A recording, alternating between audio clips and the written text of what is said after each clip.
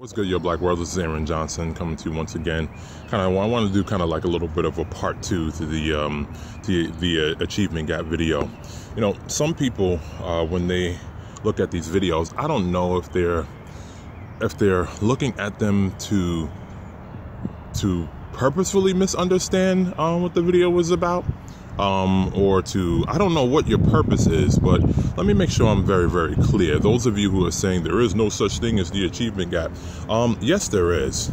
And nobody said that the playing field was leveled. Nobody said that these black children are getting what they need in order to be successful in these schools. The point was to highlight that they're not getting what they need in these schools, and that they don't have black teachers, that they don't have a curriculum that is culturally relevant for them, or they have these culturally biased exams and things of that nature. So the point is not to point out that our kids are struggling because they're not good enough or not smart enough.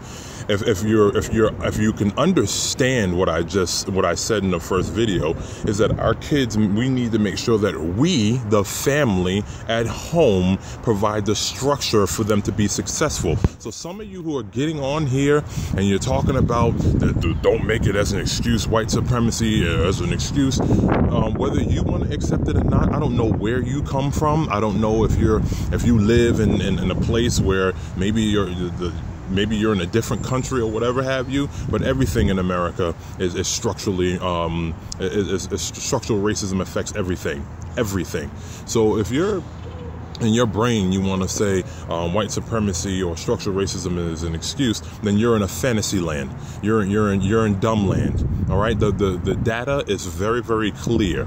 No matter if the data is based upon a system that is unfair or unequal, and those of you people who don't know how to play the game, you sound crazy.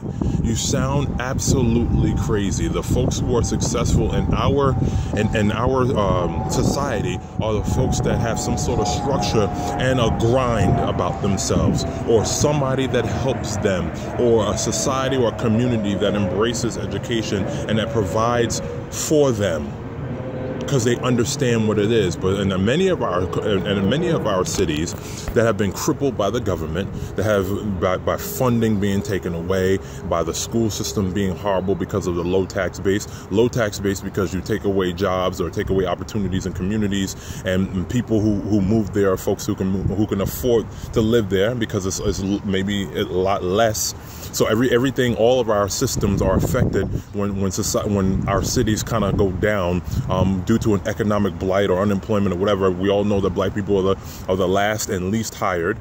So don't get, if you want to intellectualize, it sounds good and it sounds okay when you're slick talking, but we're talking about answers to our problems. We're not talking about slick talk because your particular family does well. Your particular family is bright.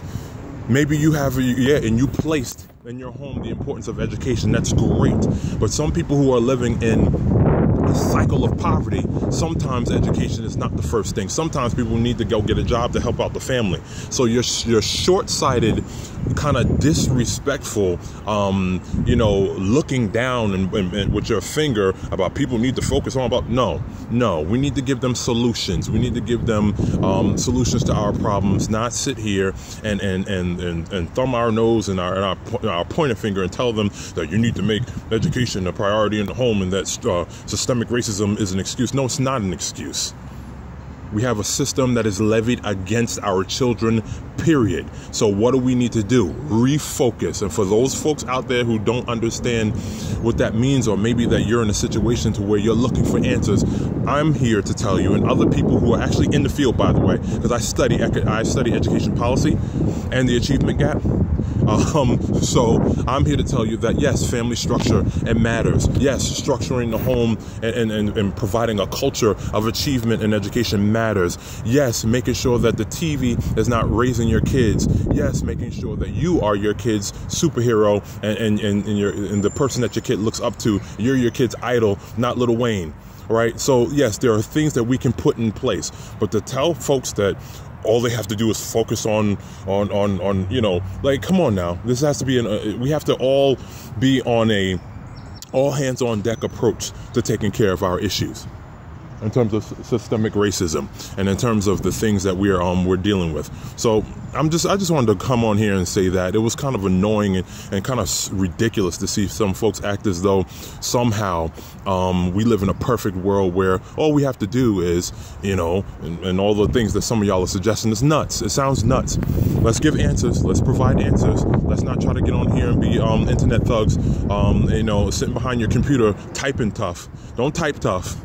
Do something in your community. If you have a household where you have children who are thriving, why don't you go out there and mentor somebody instead of getting behind your computer typing and being a little internet computer thug, typing tough talk. Stop it. It's kind of rude. It's disrespectful. People need answers. We need to provide some answers for some folks. And so, because like it or not, or believe it or not, people are stuck in this system. People are in a system to where they can't. They feel that they can't get out of. They're stuck in it. So let's give them the tools that they need in the system that they're in. Not start talking crazy like all they have to do is this and structural racism is not. No, we have a lot of embedded problems that make it very difficult for our children to succeed, especially when the vast majority, 80+% of the teachers are white women. And that's another story. This is Aaron Johnson signing off for Your Black World. Peace.